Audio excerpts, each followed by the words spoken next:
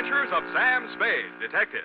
Brought to you by Wild Root Cream Oil Hair Tonic, the non-alcoholic hair tonic that contains lanolin. Wild Root Cream Oil. Again and again, the choice of men and women and children, too.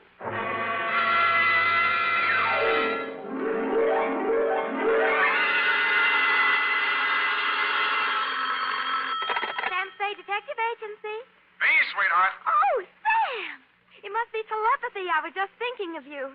You know, sometimes I think I can tell what you're thinking. That's an invasion of my privacy. Oh, when two people are as close as you and I think that often you can almost read one another's minds. Well, you may be right. I can see what you're doing all the way from here. What? Put those paper clips back where you found them. Oh, certainly, Sam. Own up, Eph. You purloined pencils, absconded with erasers, pilfered stationery, filched stamps for your personal use. I only write to Mother when there's nothing else to do around the office. Besides making unit phone calls and charging them to me, you've tapped the petty cash drawer for lunch money. Sam! And you've been filling your pen with company ink. I didn't think you'd mind, Sam. I'll pay it all back. But I have a big heart and boundless compassion. Stay where you are, sweetheart. I'll be down on my unlimited generosity with your back salary. Really, Sam? And 2 tickets for us to go to the fights tonight, and dinner. And last, but by no means least, my stirring and vivid report on the Prodigal Daughter caper.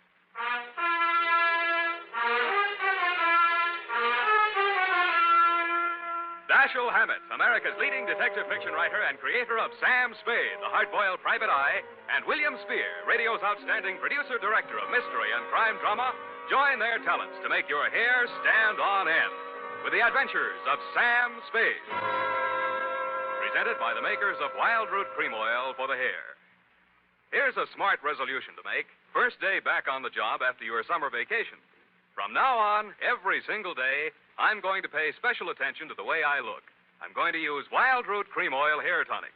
Yes, folks, smart's the word for that resolution. For Wild Root Cream Oil grooms your hair neatly and naturally, relieves dryness, and removes loose dandruff.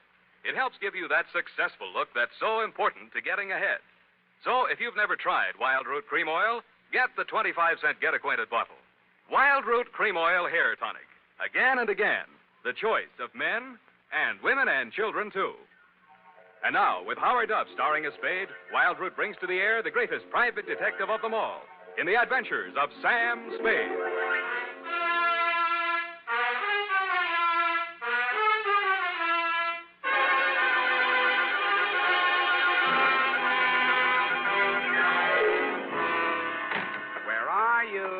That I need you. Effie! Yes, Sam. Oh, hi, Sam. Hiya, Sam. Come on. Bring your book. Got a pencil? We got to hurry if we're going to make the fight, you know. Oh, I've got one of the new retractor kind of pencils. Well, get the lead out. Are you really going off the post, Sam? It's Ma'am McShelly versus Cluck-Faced Duffy in the main event. Ready? McDuffie. Sounds like an MP. McShelly. What? Aim and fire, Sam. PBX. F, you've been out with somebody else. A military man. Well, how did you ever know? Date, August 28-1949. I don't know whether we'll go out or not. You're clairvoyant. To Dr. Albert Kensington from Samuel Spade. I only had a coat with him, Sam. He was on Frillo, and we... And license number 137596. Subject? And he was from Elkhart, Indiana. And I used to live in Pleasant Lake, and... Down! We had so much to... Down, Effie. Subject, Helen Scully of the Prodigal Daughter.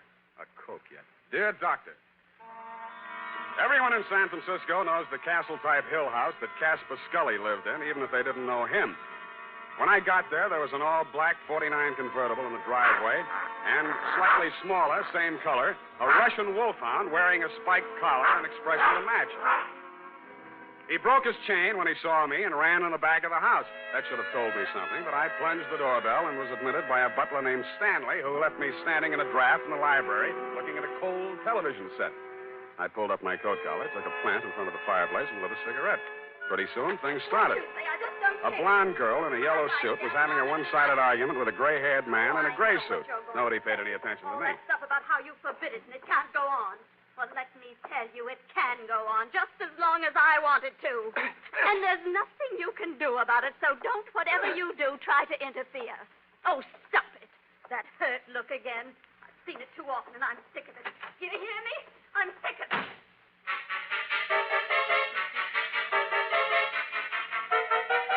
He looked mad, but he didn't say anything. I saw them walk around the garden once, shake fists at each other, and finally part. He disappeared up a narrow stairway, and she came storming back through the library. Who are you? you? How do you do? Who are you? Sam Spade. What are you doing here? Waiting to talk to Mr. Scully. Well, I just talked to him, and he isn't very nice. Let me tell you that. Yes, He's but a nasty, stubborn, bull-headed old man, and you won't like him. yes, but Nobody likes him. Go back where you came from, whatever your name is. I'm the nicest person you'll meet around this place. Yes, but... Don't wait around. Oh, goodbye. But I did wait around, Dr. Kensington, and I did talk to Mr. Scully when you came in the room with him, only Mr. Scully did not talk to me. He glared at me through black, smoldering eyes, sniffed the air, frowned at my cigarette. I frowned back.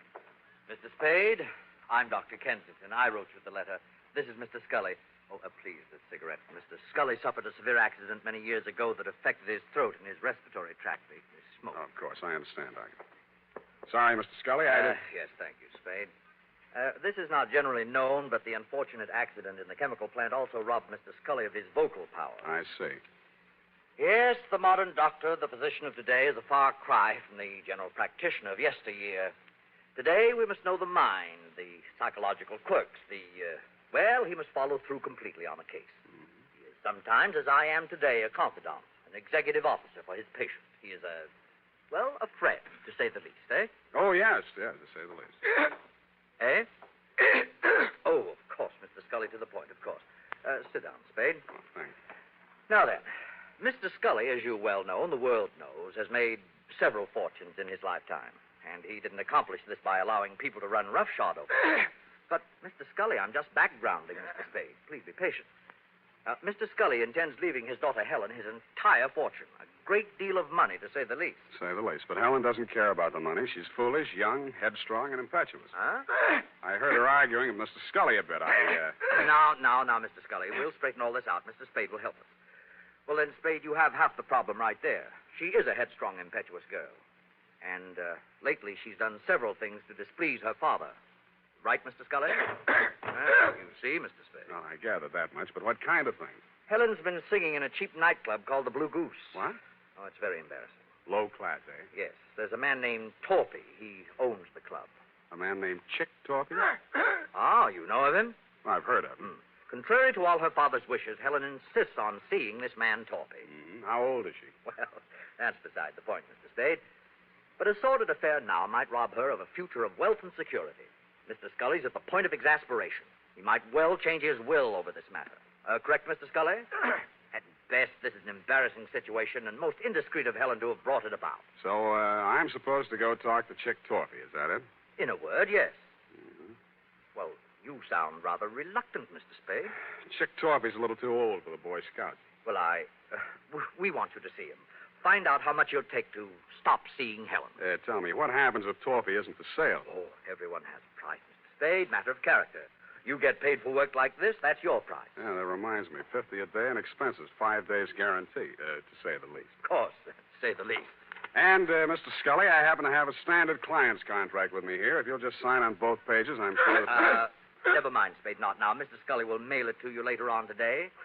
Ah, dear, Mr. Scully's fatigued. Well, you'll contact me as soon as you have any information for us. I said I would. Mr. Scully sounded a final cough, and I left the two of you in the library. It was interesting, meeting this voiceless tycoon who must have made and broken many a man with a nod of his head or a shrug of his shoulders. The same black dog with the same spiked collar was still outside the house doing the same thing. Ah, Spade. Mr. Spade? But something new had been added. A pair of well-tailored shoulders, diamond stick pin, and a gray felt hat with a snap brim. Hello, Spade. You don't know me. Now, wait a minute. There's something about a guy in a lineup. You're Dapper Danny Cavillo. When'd you get out of Folsom, Danny? A while back. They gave me a kind of rain check. Wouldn't that 38 make you a parole breaker? Oh, is that showing? Unless your ribs grow in different directions. Sam, I'm here to save you a lot of trouble. What trouble are you here to save me? You want to see Chick Torpy, don't you? You've got business to talk with him, no? News gets around fast, Danny. No. No, it's just that Chick had been expecting somebody like you from the old man, and, well, I'm here to see that you see him. So, why don't you kind of get in the car? And I kind of did. Danny smiled, lit a cigarette, shifted his shoulder holster so I could shift gears better, and drove me back across town to an apartment house on LaSalle, the Metropolitan. A good-looking guy who stood about 6'4", black hair, answered the knock. Hello, Chick. May I present Sam Spade? Sam Spade, meet Chick Torpy. That'll do it, Danny, thanks. Hello, Spade. Come on in. See you, gentlemen. Danny's Gabby. Hello, Chick. Your taxi service always free? Just when I'm in a hurry to get things settled, soldier. You saw the old man today, huh? I saw him and talked to his doctor, Kensington. All right. You're here to tell me how worried the old man is, right? If you're talking about Helen and you, yes. You're bad company. Yeah. What else? He wants you to stop seeing her. Well, suppose I don't want to stop seeing her. Suppose I told you I love her. Let's see. She comes in at $3 million when he kicks. You love her. I'd be crazy if I didn't. I wonder what she'd say if she heard you say that. Why don't you ask her, Spade? Helen. Hello, Mr. Spade. Told you to leave my house today, but you didn't listen. Vince Spade? Well, I'm wondering, anyway. Maybe this will help. When you get back to my father, tell him I think Chick would be a fool to brush me off. Tell him that someday I expect to inherit all of that wonderful money he spent a lifetime making. Tell him that Chick's tired of working. Got all that? Yep. How do you feel, Spade? Like I'm earning my fee. Oh, you've already earned it, Spade. There's no use trying. I've told him myself, now you can tell him. She's not for sale, and I'm not for sale. Got it? You got it. All right, then you're finished here. Hello. Oh, you. Well, I'm not sure I want to talk to him. Give him a pill and... And it was on that happy note, Doctor, that I went downstairs, found a drugstore, and tried to phone you and tell you what Torpy had said. Your line was busy, and while I was waiting for it to get unbusy, I spotted Chick Torpy out in front. He looked madder than when I'd left him, and there was a bulge in his coat that hadn't been there before. He got into a black sedan near the curb, and I hailed a cab and followed him across town up to Nob Hill. A half a block from the Scully residence, I left my taxi and took the rest on foot. He was still a couple of 100 feet ahead of me as he disappeared into the garden entrance. I heard a cry for help, and then... Chick was standing over something on the ground. When he saw me, he shrieked for a break in the hedge. I stopped long enough to have a look at the body he'd left. My client. He still had gray hair, and he was still wearing the gray suit, but half his face had been shot away.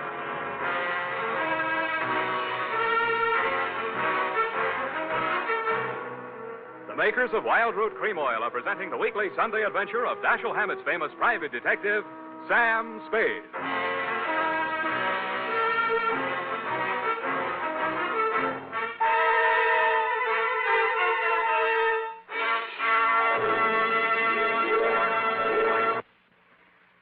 Remember, non-alcoholic Wild Root Cream Oil contains lanolin. It grooms the hair naturally, relieves dryness, and removes loose, ugly dandruff. So if you want your hair to be more attractive than ever before, get the generous new 25-cent size of Wild Root Cream Oil, America's leading hair tonic, on sale at all drug and toilet goods counters. It's also available in larger economy bottles and the handy new tube. By the way, smart girls use Wild Root Cream Oil, too, and mothers say it's grand for training children's hair. Get Wild Root Cream Oil. Again and again, the choice of men and women and children, too.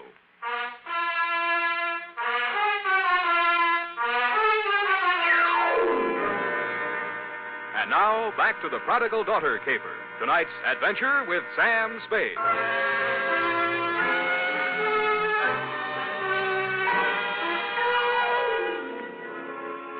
My 5-day contract arrived in the morning mail signed by Caspar Scully.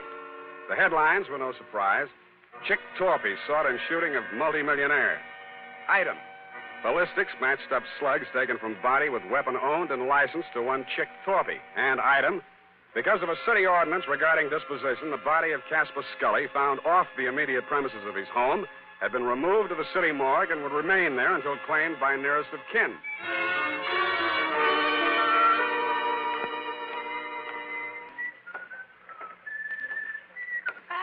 Hey, Sammy, my boy. It's good to look on you. Hello, Maxie. What brings you, Sam? Scully stiff. Oh, yeah. Checked him back in. Autopsy. Were you in with this, Sam? Do you know Scully? Just met him yesterday. Well, like I said to you before, you do collect queer ones, eh, Sam? Oh, such a mess. Woo-hoo, such a mess. Yeah, I know. I found him. They tell me he has to be claimed. City ordinance, Sam. Nearest of kin. It would be his daughter, Helen. She called or anything? No, not yet. But to get back to him, a real queer one. Maybe the tops this season. How so? Barbarianism, Sam. That's what it is.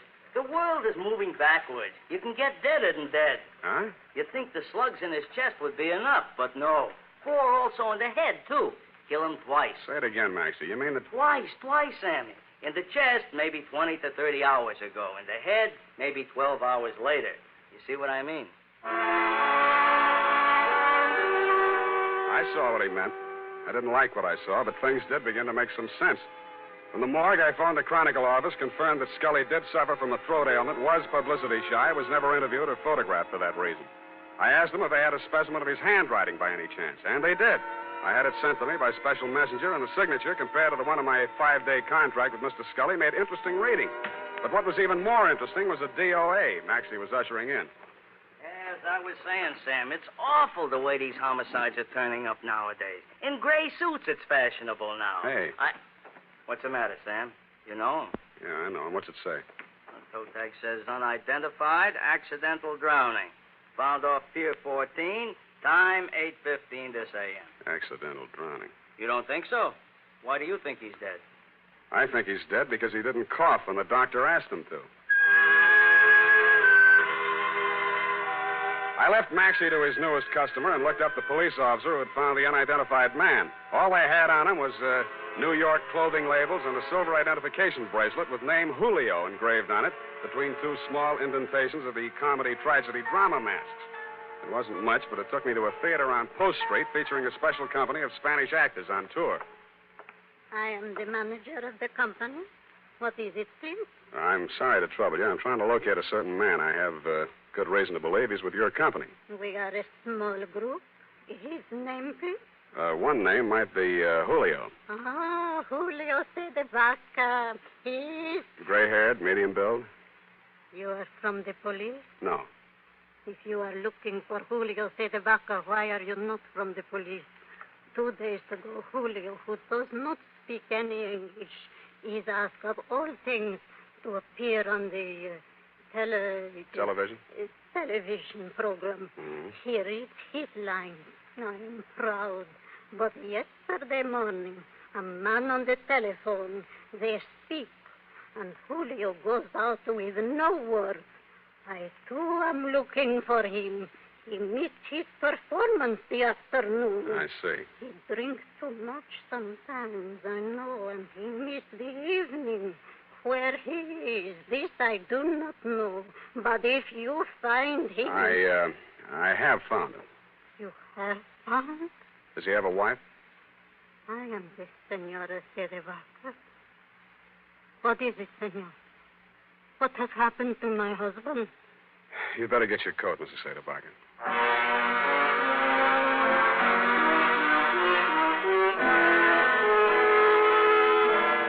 I went back to the morgue with Mrs. Sederbacher, doctor, and after that I went over to the Blue Goose Club.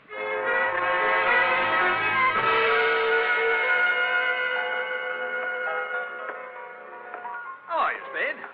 Tired, Danny boy, tired. Well, come on in and relax. Nice place. You run it for Chick? When he's away. Seen Chick lately? 2 sets of cops, 3 reporters have been here asking the same question already this morning. What are you trying to prove? Chick's in trouble. You're his partner. Uh-huh. Now, he got himself into this one, Spade. Look, we make a nice dollar running this place. It's legitimate. And no cop's going to raid us or close us up.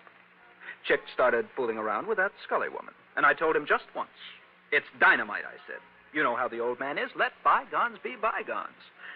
But Chick didn't listen. Tell me about the bygones that should be bygones and why Chick should know how the old man is. Well, Scully sent him up 5 years ago. Didn't you know? No, I didn't. Oh, Chick owned some property south of Rosito, and Scully wanted it for oil drilling or something. Chick asked too much, and Scully figured a way to get it from him in court.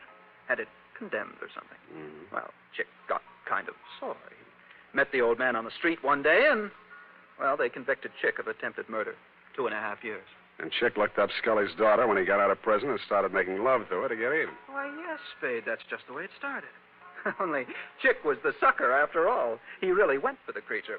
He married her 3 weeks ago in Reno, the poor sap. Anybody else know about that part of it? Only me. I was best man. By the way, Danny, did you wrap Julio Cedebaco over the head last night and toss him in the bay? Who's Julio, whatever his name is? An actor who happened to look something like Old Man Scully, enough like him to keep his mouth closed when I was there, but who might want to open it later. I don't know what you're talking about, Spade. Didn't think you would. But I don't like it. Yeah, boss. Timmy? Joe? Yeah. Throw this bum out. I'm sick of looking at him. Get out.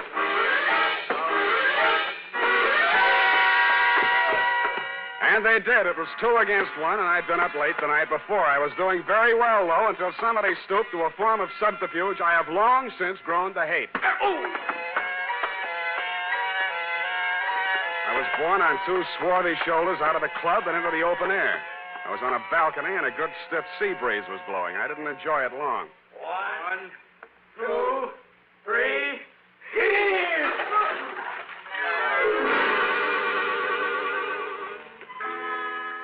The water was cold but refreshing, and I managed to swim the 5 feet to shore. And that was my limit. I hung onto a slippery piling which supported the Blue Goose above me and partially hid the antechamber in front of me. It had been a wine cellar once and a loading dock, I suspected, during Prohibition. This time it was a hideout. Keep your hands up, Spade. Close the door. Chick, please. Keep out of this, Helen. You're crazy, Torpy. You got this all wrong. Mr. Spade, right. There's probably a $5,000 reward out for me right now. They want me dead or alive, and you're here to tell me how wrong I am. Well, it'll be dead, Spade. They'll never take me, and you aren't going to. Listen to reason. I've listened to all the reason I'm going to listen to. From now on, I'm doing things my way. I got nothing to lose now. I'm getting out of here. So long, baby. Could have been great. He leaned over to kiss her goodbye, and that is when I rediscovered that my wet revolver, even though it wouldn't fire, still had plenty of power left. Mr. Spade, thank you. Thanks for doing that.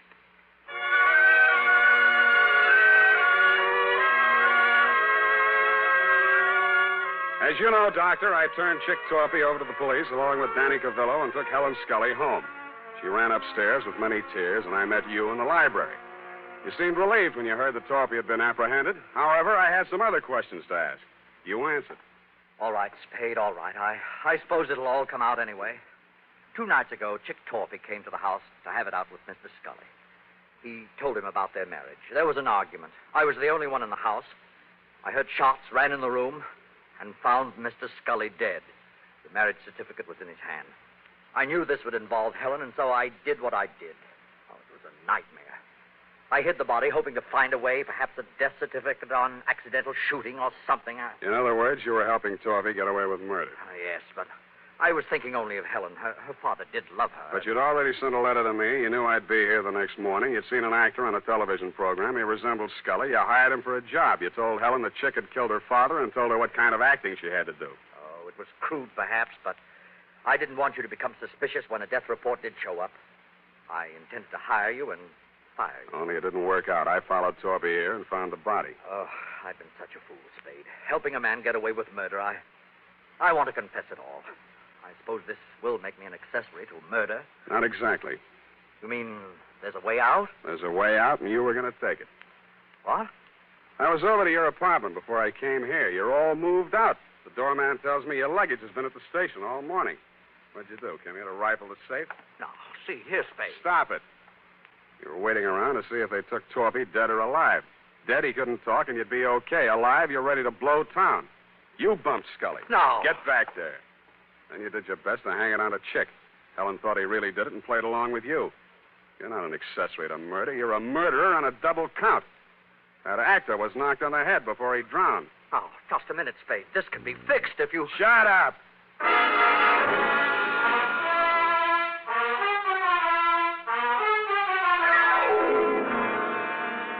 Period. End of report. Sam, I don't understand. What, Angel? I don't understand, Sam. What?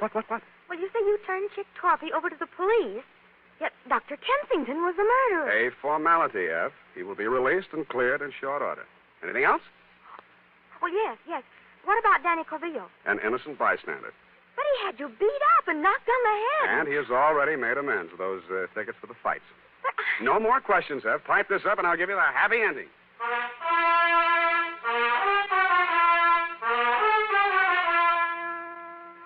And now, listen to this.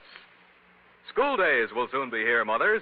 To make sure Junior's hair is always neat and well-groomed, get after those cowlicks and stray strands with Wild Root Cream Oil, the famous hair tonic that grooms the hair neatly and naturally, relieves dryness, and removes loose, ugly dandruff. And remind Dad to ask his barber for a professional application of Wild Root Cream Oil Hair Tonic. Again and again, the choice of men and women and children, too.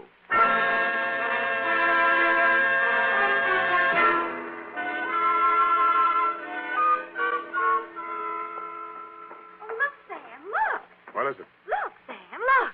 What is it? Look, Sam, look. All right, I shall rephrase the question. What?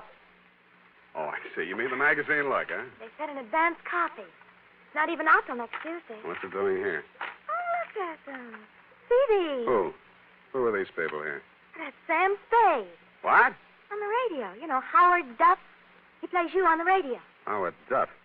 Why don't I play it on the radio?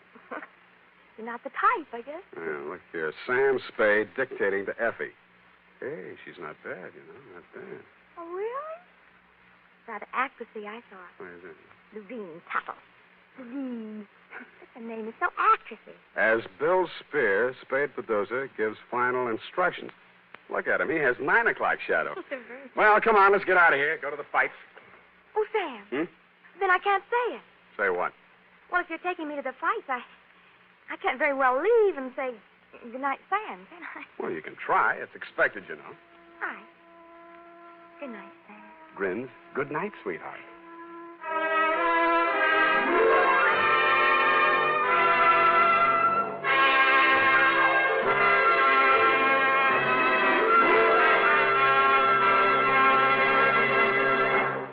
The Adventures of Sam Spade, Dashiell Hammett's famous private detective, are produced and directed by William Spear. Sam Spade is played by Howard Duff.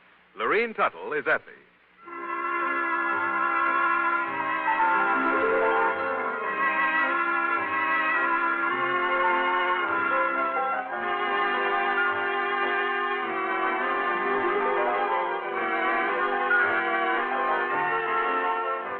Tonight's adventure with Sam Spade was written for radio by E. Jack Newman.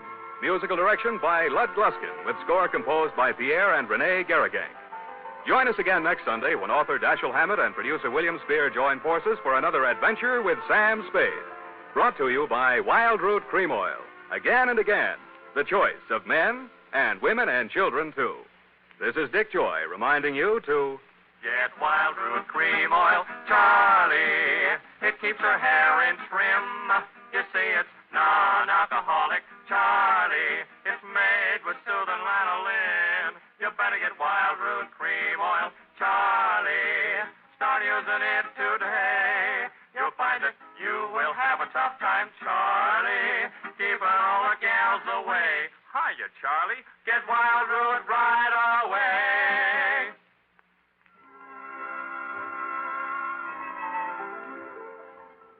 This is CBS, the Columbia Broadcasting System.